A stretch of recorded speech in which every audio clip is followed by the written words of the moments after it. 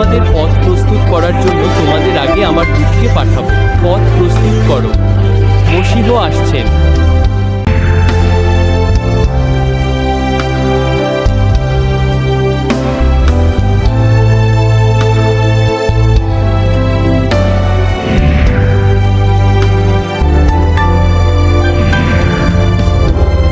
ইনিই তিনি, যার বিষয়ে লেখা আছে যে আমি তোমাদের পথ প্রস্তুত করার জন্য তোমাদের আগে আমার দূতকে পাঠাবো।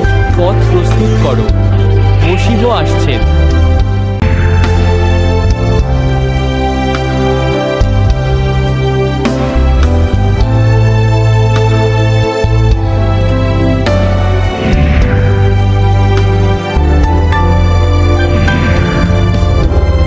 ইনিই তিনি, যার বিষয়ে লেখা আছে যে আমি তোমাদের পথ প্রস্তুত করার জন্য তোমাদের আগে আমার দূতকে পাঠাবো। পথ প্রস্তুত করো, মশীহ আসছেন।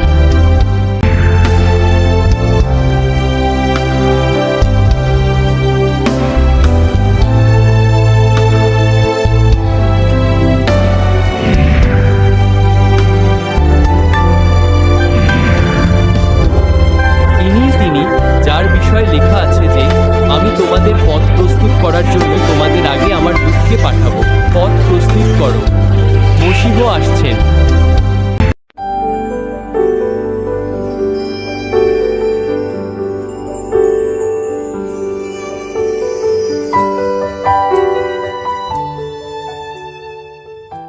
যে চূড়ান্ত মুক্তির একটি দিন আসছে।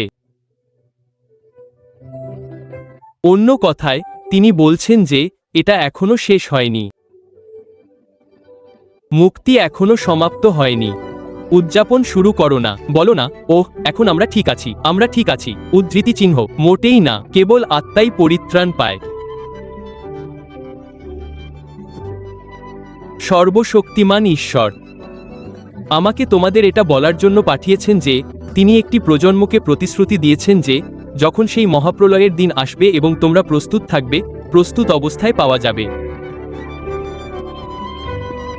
হে আমার প্রভু, তিনি বলছেন যে তোমাদের তার মতো একটি মহিমান্বিত দেহ থাকবে এবং আপনি দেখবেন যে এই কারণেই তিনি পবিত্র আত্মাকে মুক্তির নিশ্চয়তাস্বরূপ একটি আমানত হিসেবে স্থাপন করেছেন, কারণ যখন আদম ও হবা ব্যর্থ হন, অর্থাৎ আদম পতিত হন, সেই পতন আপনার ধারণার চেয়েও গভীর ছিল। যখন আদম উদ্যানে পতিত হয়েছিলেন,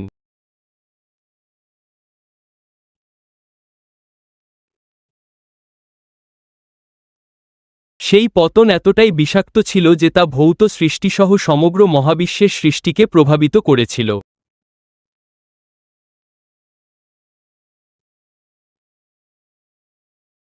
হালেলুয়া! এবং তিনি বলছেন যে ভৌত সৃষ্টি নিষ্ফলতা ও হতাশার অধীন ছিল। তাই এখন ভৌত সৃষ্টি সেই কাজ করছে না যার জন্য তাদের সৃষ্টি করা হয়েছিল।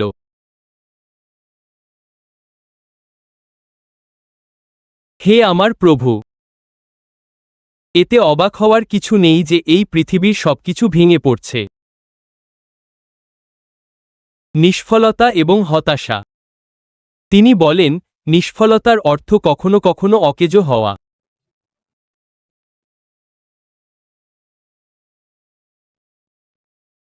এতে অবাক হওয়ার কিছু নেই যে প্রভু আমাদের আগত রাজ্যের উপর মনোযোগ দিতে বলেন।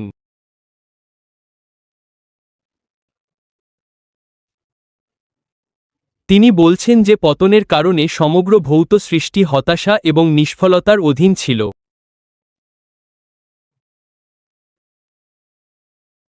এবং এটি গুরুতর। আপনি যখন পড়তে থাকবেন, দেখবেন তিনি মুক্তি এবং মহিমান্বিতকরণকে এর সাথে যুক্ত করার চেষ্টা করছেন। ঈশ্বর তাদের বলেন, যখন মহাপ্রলয় ঘটবে, তখন তাদের আমার মতো মহিমান্বিত দেহ থাকবে। এখানে বলা হচ্ছে যে মণ্ডলীর, অর্থাৎ ঈশ্বরের সন্তানদের মহিমান্বিতকরণ সমগ্র সৃষ্টির মুক্তির সাথে সংযুক্ত, সম্পর্কিত।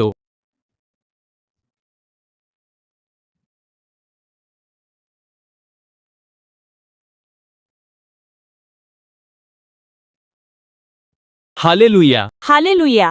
এটি একটি গুরুতর বিষয় এবং তিনি আবার 20 পদে বলছেন, কারণ সৃষ্টিকে হতাশা ও অসারতার অধীন করা হয়েছিল,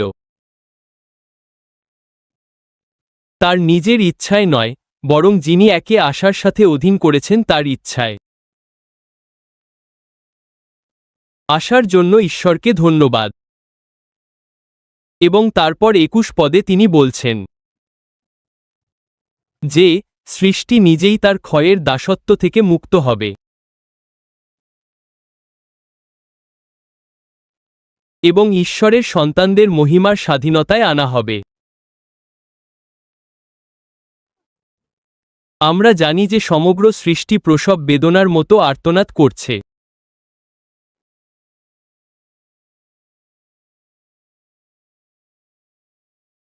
ঠিক বর্তমান সময় পর্যন্ত। শুধু তাই নয়, আমরা নিজেরাও, যারা আত্মার প্রথম ফল পেয়েছি, আমি জানি যে আমি নতুন কিছু বিষয় তুলে ধরছি, আমি আপনাদের কাছে তা ব্যাখ্যা করব।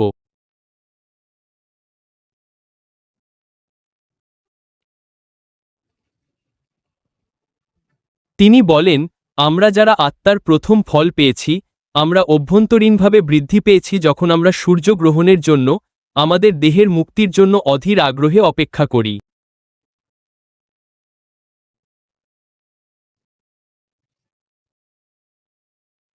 সুতরাং যখন তিনি বলেন, যাও এই লোকদের বলো, যখন মহাপ্রলয় ঘটবে, তখন তারা আমার মতো দেহ পাবে, মহিমান্বিত দেহ, মহিমান্বিতকরণ, তিনি আমাদের দেহের মুক্তির কথা বলেন, তখন আসলে এই বিস্তৃতিটাই প্রয়োজন। এবং তিনি বলছেন যে সৃষ্টি, যেমনটা তোমরা এখানে দেখছ, তিনি সৃষ্টিকে মানুষের মতো ব্যক্তিসত্তার রূপ দেন। এবং তিনি বলেন, সৃষ্টি কাঁদছে,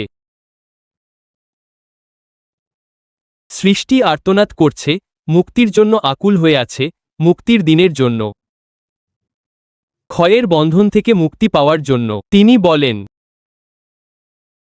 এবং তিনি বলেন যে মুক্তির দিনটি মহিমান্বিতকরণের দিনের সাথে সম্পর্কিত, তোমাদের দেহের মুক্তির দিন।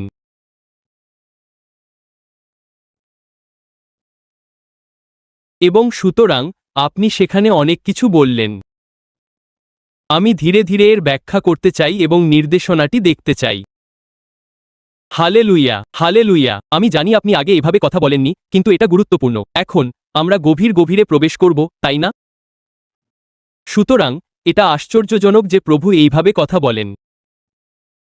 যখন তিনি চূড়ান্ত মুক্তি, তোমাদের দেহের মহিমান্বিতকরণের কথা বলছেন, যাও তাদের বলো, তারা আমার মতো মহিমান্বিত দেহ পাবে।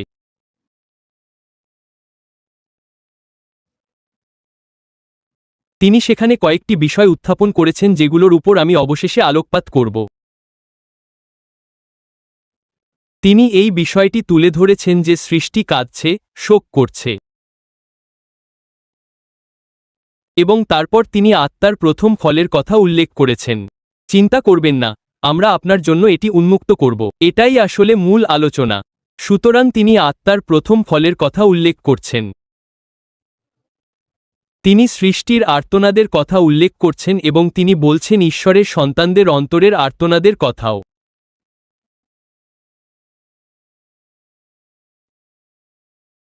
এবং তারপর তিনি বলেন, অধীর আগ্রহে সেই দিনের প্রতীক্ষা। এবং শেষে তিনি বলেন, এখন তোমাদের দেহের মুক্তি। সুতরাং মূলত আপনি দেখতে পাচ্ছেন যে তিনি খ্রিস্টীয় পরিত্রাণের সংজ্ঞা দিচ্ছেন।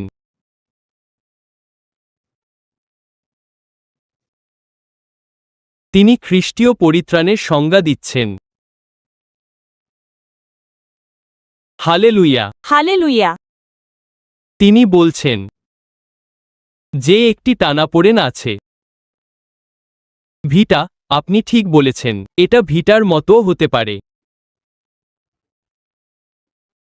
আমাদের বর্তমান অবস্থা এবং সেই মহিমান্বিত হওয়ার দিন, অর্থাৎ মহাপ্রস্থানের দিনের মধ্যে একটি টানাপোড়েন রয়েছে, আপনি একে সংঘাত বলতে পারেন। আর খ্রিস্টের প্রকৃত মণ্ডলী হল এমন একটি মণ্ডলী যা সেই সংঘাতের সম্মুখীন হচ্ছে। যখন তারা তাদের বর্তমান দেহের দিকে তাকায়, যা রোগ, পাপ, যন্ত্রণা, বাতজ্বরে জর্জরিত, অল্প সময়ের মধ্যেই আপনার সমস্ত চুল ঝরে যাচ্ছে, পরমুহূর্তেই চুল পেকে যাচ্ছে, এখন আপনাকে তা রং করতে হবে। আপনি যদি মহিলা হন তবে কালো রং করুন। এই সময় আপনি যে সমস্ত কিছুর মধ্য দিয়ে যান, আপনার বয়স খুব দ্রুত বেড়ে যাচ্ছে, দাঁত ঝরে পড়ছে। না, আসুন আমরা সত্যি কথাই বলি, আসুন আমরা সত্যি কথাই বলি, আসুন আমরা সত্যি কথাই বলি। তিনি আপনার বর্তমান মরণশীল দেহের কথা বলছেন। প্রতি মুহূর্তে আপনার একটি ট্যাবলেট, একটি ইনজেকশন প্রয়োজন। উচ্চ রক্তচাপ, ডায়াবেটিস, ক্যান্সার, যা হোক না কেন। অথচ আমরা এখনও এই মরণশীল দেহে আছি, যা পাপমতা ও মৃত্যুতে পূর্ণ, নশ্বর, যন্ত্রণা, শুধু যন্ত্রণাই। আপনি যদি কল্পনা করতে পারেন যন্ত্রণা মানুষের জন্য কি নিয়ে আসে। ক্যান্সারের যন্ত্রণা, বাতজ্বরের যন্ত্রণা, কিসের যন্ত্রণা? শুধু যন্ত্রণা, ঘাড়, মাংসপেশি, হাড় ইত্যাদি। আর যদি আপনি এই যুগের শূন্যতা, এই যুগের অসারতা, সমকামীদের গর্বোৎসব এবং সেই সব জিনিসের দিকেও তাকান যেগুলোর কোনো মূল্য নেই।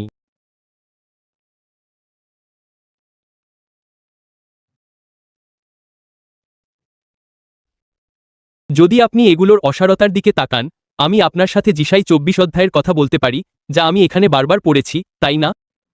সেখানে বলা আছে যে পৃথিবীর কোনো মূল্য থাকবে না, এর অবসান ঘটানো হবে। তিনি বলছেন, যখন আপনি একজন পুনর্জন্মপ্রাপ্ত খ্রিস্টান হিসেবে সেদিকে তাকাবেন, সেই প্রকৃত মণ্ডলী যা তুলে নেওয়া হবে, মহিমান্বিত হবে, তখন আপনাকে অবশ্যই একটি টানাপোড়েন, একটি দ্বন্দ্ব অনুভব করতে হবে। আপনাকে অবশ্যই সেই মহিমান্বিত হওয়ার দিনের জন্য আকুল হতে হবে। যখন আপনি পরিস্থিতির দিকে তাকাবেন, তখন বলবেন, না, আমি সেই দিনটি চাই, আমি চাই তিনি আসুন।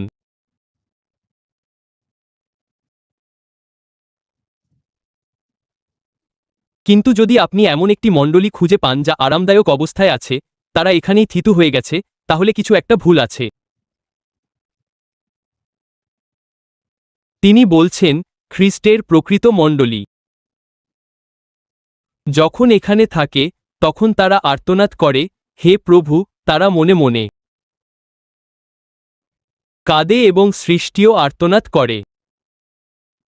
তারা কেন আর্তনাদ করছে? কারণ তারা যদি বিবেচনা করে যে এখানে তারা কিসের মধ্য দিয়ে যাচ্ছে, অস্ত্রোপচার, রক্তক্ষরণ, ফাইব্রয়েড, আত্মহত্যা, বেকারত্ব, বিবাহবিচ্ছেদ, আরও কত কি, সবকিছু।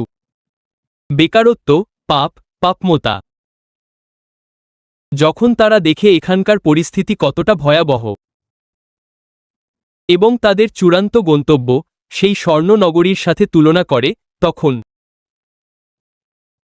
সেই দিনের জন্য তাদের অন্তরে এক তীব্র আকাঙ্ক্ষা জন্মায়। সুতরাং আমি বলছি তিনি সহজভাবে পরিত্রাণের সংজ্ঞা দিচ্ছেন। তিনি বলছেন, খ্রিস্টীয় পরিত্রাণ হল নিঃসন্দেহে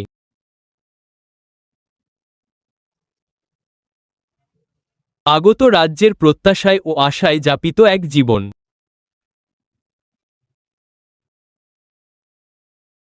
আপনি এখানে স্থির থাকতে পারেন না। সুতরাং যখন আপনি দেখবেন লোকেরা এখানে স্থির হয়ে গেছে এবং তাদের অনন্তকাল সম্পর্কে কোনো ধারণা নেই, তারা ভাবছে না যে আগামীকাল কি হবে, তারা অনন্তকালীন দৃষ্টিভঙ্গি ছাড়াই এখানে তাদের জীবন যাপন করছে, তিনি বলছেন, তাহলে সেই মণ্ডলী এবং সেই প্রজন্মের মধ্যে একটি সমস্যা রয়েছে। যদি তারা ভবিষ্যৎ নিয়ে না ভাবে, তারা বলে যে তারা স্থির হয়ে গেছে, তারা এখানে জীবন উপভোগ করছে।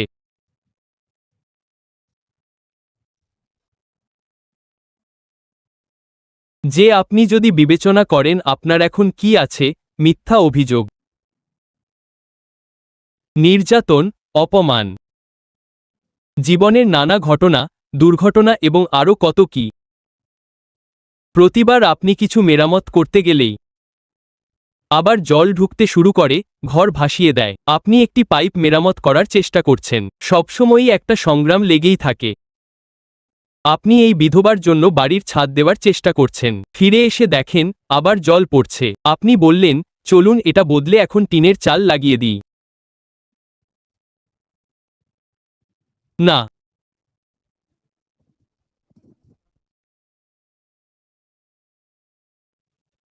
সবকিছুই ব্যর্থতা, হতাশা আর ক্ষয়ের শিকার। কিন্তু যা অবাক করার মতো তা হল সৃষ্টি কথা বলছে। সৃষ্টি সেই দিনের জন্য অপেক্ষা করছে, আর মানুষ করছে না।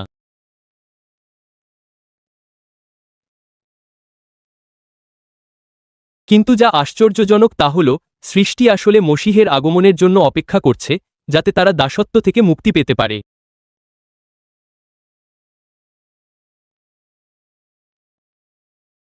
কারণ যখন তারা ঈশ্বরের পুত্রদের অবশেষে মহিমায় মহিমান্বিত হতে দেখবে, এবং অন্য কথায় যখন তারা সেই দেহ দেখবে, যখন আপনি সেই মহিমান্বিত দেহ অর্থাৎ অনন্ত দেহ লাভ করেছেন, তখন তারা বলবে, বাহ! সেই প্রক্রিয়াটি এখন শুরু হয়েছে, কারণ আপনি সবেমাত্র 7 বছর পার করেছেন এবং তারপরে সহস্রাব্দের পুনরুদ্ধার যুগ রয়েছে।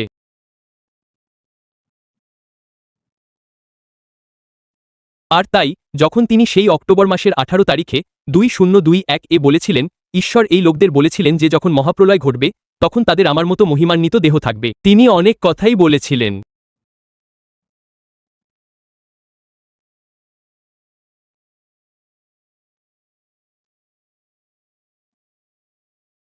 তিনি আসলে চূড়ান্ত পরিত্রাণের বিষয়ে কথা বলেছেন, যখন অবশেষে আপনার দেহও মুক্তিপ্রাপ্ত আত্মার সমান হওয়ার জন্য মুক্তি পাবে।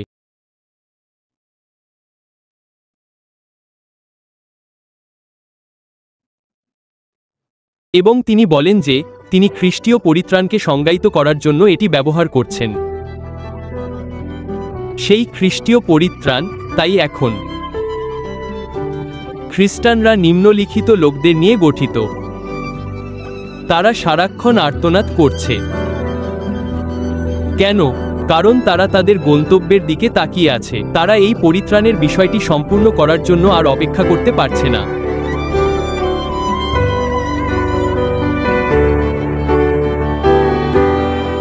Hallelujah, hallelujah. আমাদের আত্মায় কিভাবে পরিত্রাণ পাওয়া যায় তা নিয়ে আমরা এখনো সংগ্রাম করছি। আমাদের উপবাস করতে হবে, আমাদের মাংসকে দমন করার চেষ্টা করতে হবে। তোমাকে আরো বেশি উপবাস করতে হবে, তোমাকে এখনই কাটছাট করতে হবে। কি কাটছাট করতে হবে? যাও তাদের বলো যে যখন মহাপ্রলয় ঘটবে তখন তাদের আমার মতো মহিমান্বিত দেহ থাকবে। যাও তাদের বলো যে চূড়ান্ত পরিত্রাণ আসছে।